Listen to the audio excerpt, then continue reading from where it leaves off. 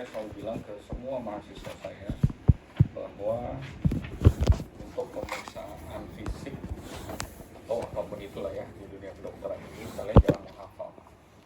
Jangan menghafal, tapi kalian harus berusaha belajar mengerti apa yang kamu lakukan untuk bisa mendapatkan data yang akurat. Jadi pemeriksaan fisik itu secara prinsip dia adalah upaya kita untuk mencari tahu pada pasien kita kira-kira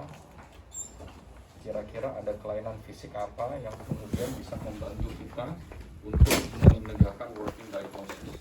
Ya, jadi PF itu tujuannya adalah untuk itu.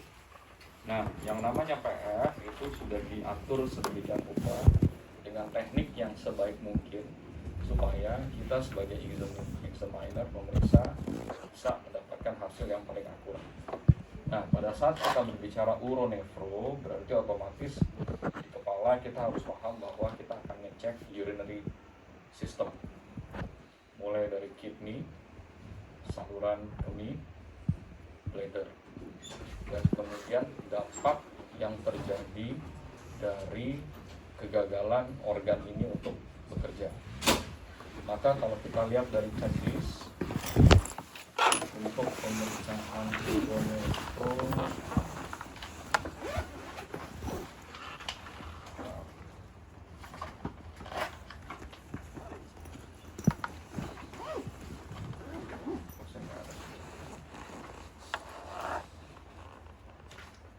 kalian udah punya checklistnya?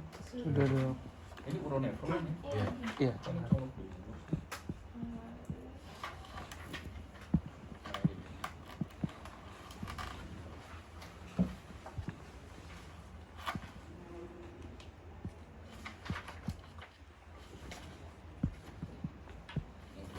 Jadi kalau kita lihat dari checklistnya, maka ada 4 hal yang berkaitan dengan ginjal dan saluran kemih ini.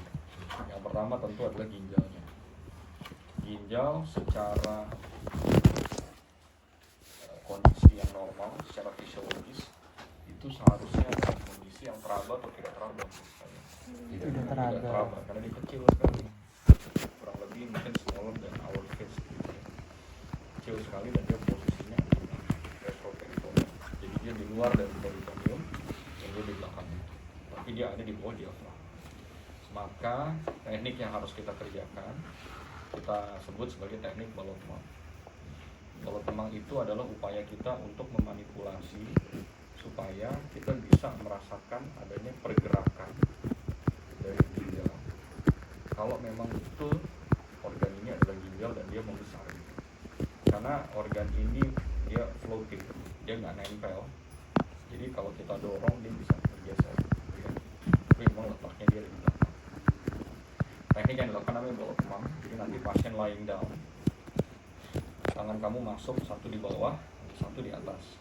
Posisinya di mana? Tentu posisi dari proyeksi ginjal itu sendiri. Kira-kira di thoracal 11-12 gitu ya kurang lebih. Nah nanti pada saat pasien itu sudah berbaring, kamu sudah lakukan posisi tangan seperti ini, dua-duanya agak menekan sedikit. Jadi bukan yang nggak tekan ya, tekan. Terus kemudian kamu minta pasien untuk tarik nafas. Tujuannya apa? Tujuannya supaya diafragmanya agak turun ke bawah sehingga ginjal itu lebih terdorong keluar. Gitu ya. Jadi ini neken, ini juga neken. Terus kamu minta pasien tarik nafas dan setelah dia tarik nafas kamu dorong-dorong. Gitu ya. Yang bawah mendorong, yang atas merasakan, atau yang atas mendorong, yang bawah merasakan. Paham ya? Jadi tekniknya bisa seperti itu, kamu bisa dorong dari bawah, yang atas merasakan, atau yang atas mendorong, yang bawah merasakan. Tapi dua-duanya dalam posisi yang masuk. Jadi bukan begini aja gitu, ya masuk. Makanya dibilangnya dari panduan seperti kamu berusaha untuk menangkap ginjal, like you're catching the kidney gitu ya. Paham ya? Jadi harusnya ginjal tidak teraba. Tapi kalau ada kondisi di mana saluran kemih itu terganggu sehingga urin tidak bisa mengalir keluar, maka kayak hukum selang aja. Kalau di depan ada yang nginjek, otomatis kan dia airnya nggak bisa mengalir ke sana, dia akan backflow. Dan kondisi backflow ini akan membuat pembengkakan ginjal yang kita kenal sebagai hydronephrosis. Jadi pada saat kamu bisa meraba ginjal, berarti ginjal itu normal atau membesar. Besar. Jadi yang normal harusnya teraba atau nggak teraba? Tidak Teraba. teraba. Begitu kamu bisa raba, berarti tidak normal. Paham ya? Nah, itu satu. Terus yang kedua, ginjal yang membesar ini bisa juga disertai dengan peradangan karena infeksi, inflamasi, whatsoever. Dan untuk mengetahui ada tidaknya bukti peradangan, kamu lakukan pemeriksaan fisik yang kedua, namanya nyeri ketok cerebrovertebral costovertebral angle. Ya, kenapa seperti itu? Karena kamu tahu yang namanya inflamasi ada 4 rumusnya: tumor, rubor, dolor, kalor. Iya kan? Tapi karena dia kondisinya di dalam, mungkin yang bisa kamu coba buktikan adalah dolornya, nyerinya itu. Nah, nyerinya itu kamu manipulasi dengan nyeri ketok costovertebral angle. Jadi pasiennya sitting upright, dia duduk, terus tangan kamu yang kiri taruh di daerah proyeksi ginjal itu, terus kamu ketok dengan tangan yang satu lagi, ketok. Tanya, sakit ya? Kalau kamu pernah ketemu satu real, itu waktu kamu ketok begini, tanpa kamu tanya, itu pasien langsung menghindar. Kesakitan, bisa lompat bahkan kalau dia peradangannya hebat. Tapi in reality tetap kamu harus tanya gitu, sakit pak gitu ya.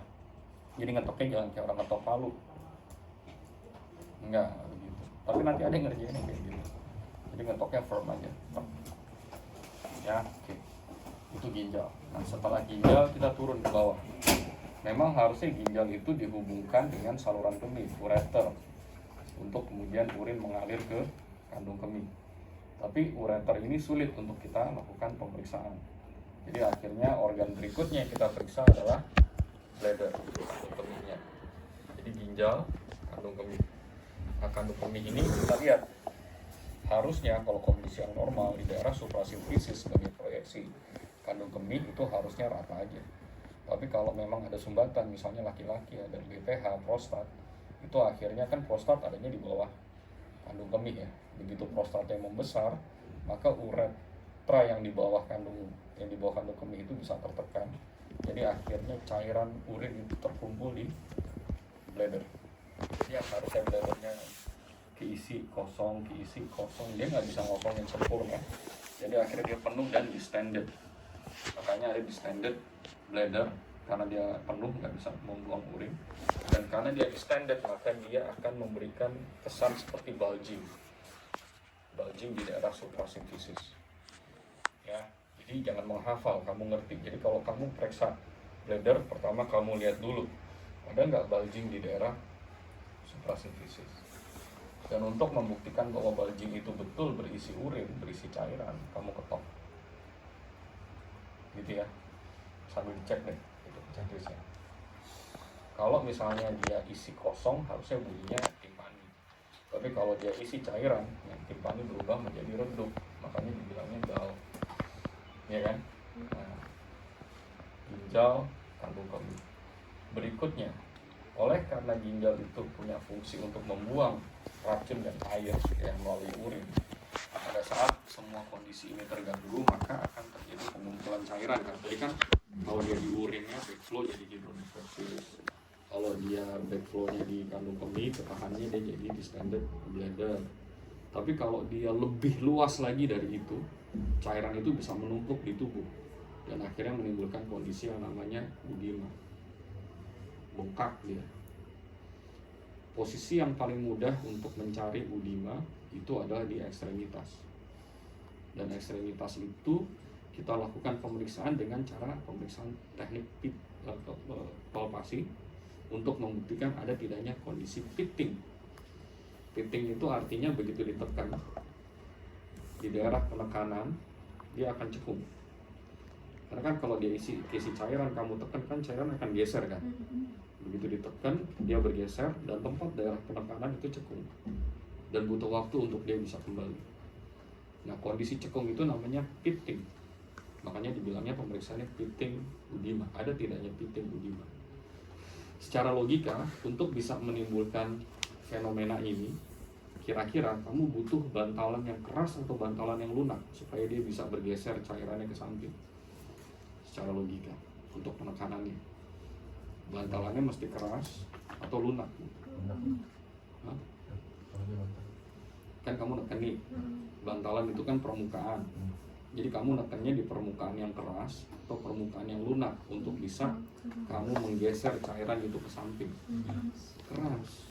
Karena kalau dia lunak, kamu tekan dia turun ke bawah. Tapi begitu kamu tekan di permukaan keras, dia geser ke samping. Jadi pittingnya lebih kelihatan. Makanya kalau di checklist, anjurannya untuk melakukan pitting udema itu di 3 tempat. Tibialis, ya kan? Malleolus medial, tulang. Sama yang satu lagi di dorsum pedis, jadi permukaan yang keras, tulang dia. Supaya begitu kamu tekan, cairan itu ketahan tulang, dia geser ke samping. Tapi kalau kamu tekannya di otot, di gastrocnemius, nggak kelihatan. Paham ya? Ini yang saya bilang mengerti, jangan menghafal. Kalau menghafal kamu cuma bingung. Tapi kalau kamu ngerti mau diputar-putar kayak gimana, filosofinya kamu ngerti, kamu nggak akan bingung. Ya, paham ya? Oke, jadi pemeriksaan uronefron ini sederhana sekali, cepat sekali, tapi paling nggak kamu ngerti apa yang harus dikerjain. Oke, nah ini sekarang karena yang pertama, jadi saya hands on, saya kasih lihat. Yang lain boleh ngeriung aja dulu. Nanti habis itu, karena ini yang pertama, jadi kita random aja yang mau nyoba. Nanti setelah itu kan kalian akan ada pemeriksaan yang kedua, nah nanti di situ baru kalian ngerjain semua sendiri-sendiri ya. Oke, sorry, kawan apa? Bisa, setelah itu. Nanti saya mau periksa, ya. Saya mau periksa ini ya, perutnya ya. Ini boleh dibuka kunci.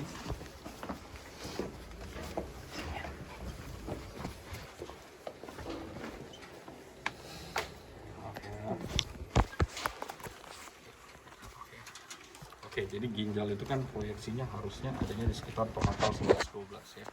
Jadi kurang lebih sekitar, kalau dari depan ya, sekitar umbilikus lah kurang lebih. Jadi tangan kamu yang kiri, di checklist kan dibilang gitu ya, masuk ke bawah. Tangan yang kanan menekan. Jadi dua-duanya ini menekan, masuk. Gitu ya. Boleh tarik nafas. Keluarkan. Tarik nafas lagi, tahan sebentar. Keluarkan, tarik nafas lagi, tahan sebentar, keluarkan. Paham ya? Jadi waktu kamu suruh dia tarik nafas kan tujuannya diafragma kamu bikin dorong ke bawah. Terus pada saat itu tangan yang kiri dorong-dorong, yang atas diam, buang, tarik lagi, yang atas dorong, yang bawah diam. Tujuannya kamu pengen benar merasakan ini ginjalnya goyang apa enggak, dan kita bisa raba apa enggak, gitu ya. Kita kerjakan di sisi yang sebelah, yang kiri selalu di bawah. Oke, boleh tarik nafas, tahan sebentar, buang. Oke, tarik nafas lagi, tahan sebentar, buang. Oke, gitu ya. Kalau ginjal itu besar, kamu bisa raba. Terus yang kedua, kita maju ke suprasimfisis karena pasien tiduran, jadi biar dia nggak bolak-balik gitu ya. Kita lihat suprasimfisisnya, maaf, harusnya kan kalau kita ngintip begini, kalau dia bengkak ada bulging. Ini nggak ada. Terus kita perkusi. Nah, ini kan bunyinya timpani nih. Jadi kandung kaminya kosong. Ya kan? Ya.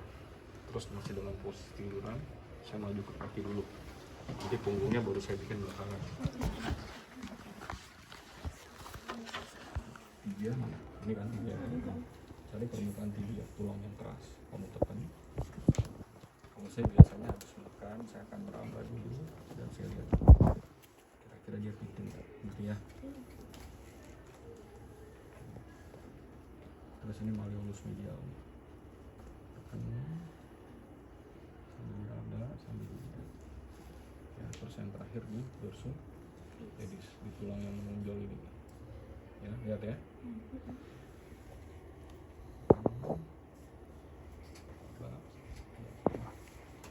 tekan di bilateral.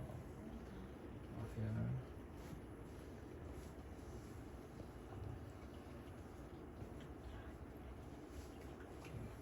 Ya, sekarang baru boleh duduk.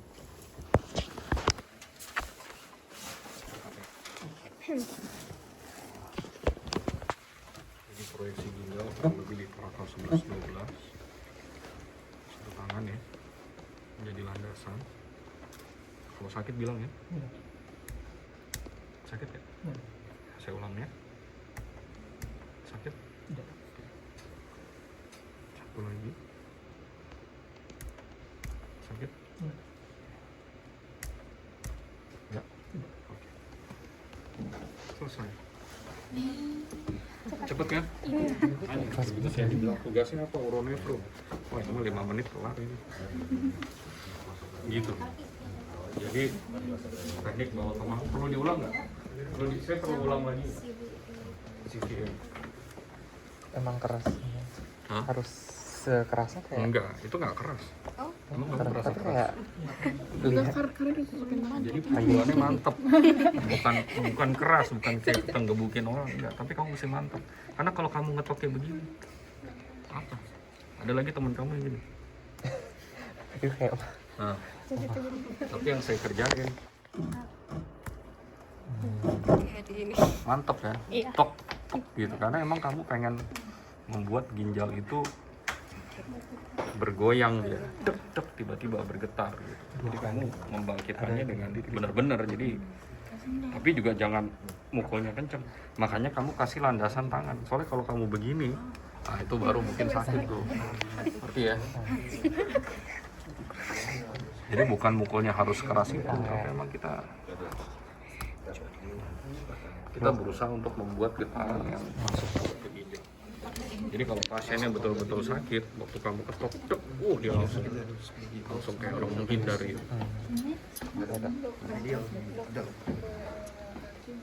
Kaki.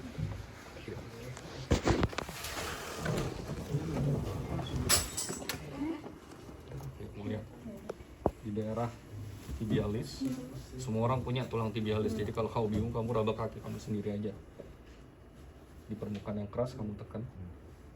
Terus kamu lihat, kalau dia ada, tapi adanya minimal kayak begini, ya wajar aja.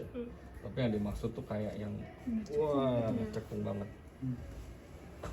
Makanya saya selalu tekan, raba, oh ya ada sih, tapi kecil sini, enggak lah, gitu ya. Semua orang juga bisa seperti ini soalnya. Tapi kalau edema yang berat, itu benar-benar dia cekung. Terus daerah pertama tibialis, jadi di permukaan tulang ya. Kemudian di daerah malleolus, malleolusnya medial. Terus kemudian di daerah dorsum pedis, di permukaan tulang. Gitu ya, paham ya? Ada lagi? Nanti kita random mungkin 4-5 orang coba gitu. Nanti habis itu mati di antara kalian. Paham ya?